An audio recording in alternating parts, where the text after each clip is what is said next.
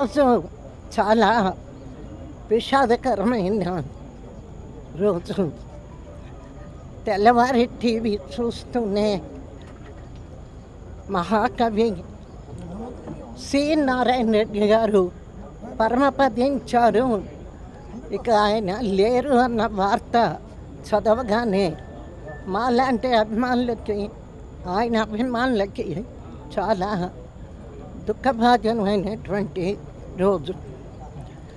నారాయణ రెడ్డి గారి గురించి అనేక మంది అనేక విషయాలు చెప్పడం జరిగింది. అయితే ఒక సినిమా కవిగా ఫస్ట్ ఆయన రచించినటువంటి మొదటి పాట కులేబకావళి కథలో జమున పైన నన్ను దోచుకుందు అనేటువంటి ఆయన మొదటి పాట.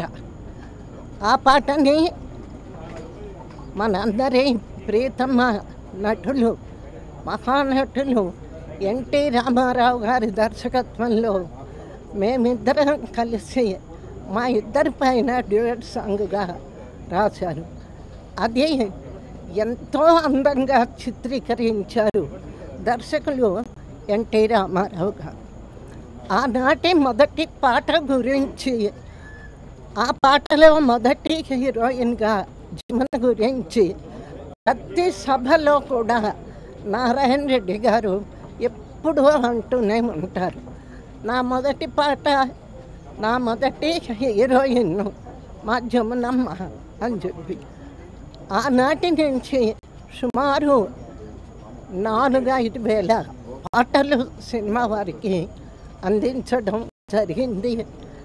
కేవలం జానపదాలే కాకుండా చాలా గొప్ప విషయాలను ఆయన పాటల ద్వారా సినిమా ప్రపంచానికి, పాటక జనానికి కూడా అర్థమయ్యేటువంటి పాటలు ఆయన రచించారు.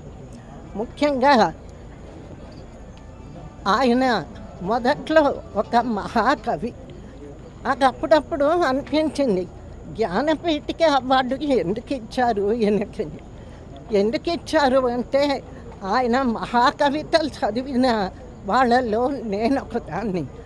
అందులో చాలా నాకు ఇష్టమైంది కర్పూర వసంతరాయలు అనేటువంటి గొప్ప కవిత ఆయన రాశారు.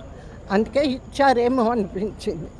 అటువంటి మహాకవి సినిమా పరిశ్రమకి అద్భుతమైనటువంటి పాటలను అందచేసినటువంటి ఆదర్శమూర్తి శ్రీ నారాయణ రెడ్డి గారు ఈ రోజున భౌతికంగా మన మధ్య లేకపోయినా ఆయన మనందరి హృదయాల్లో, ప్రేక్షకుల హృదయాల్లో ఆయన పాటలు కానివ్వండి, ఆయన స్వరూపం కానివ్వండి, మనం ఎప్పటికీ మర్చిపోలేము. వారి ఆత్మకు శాంతి కలగాలని భగవంతుణ్ణి ప్రార్థిస్తూ సెలవు.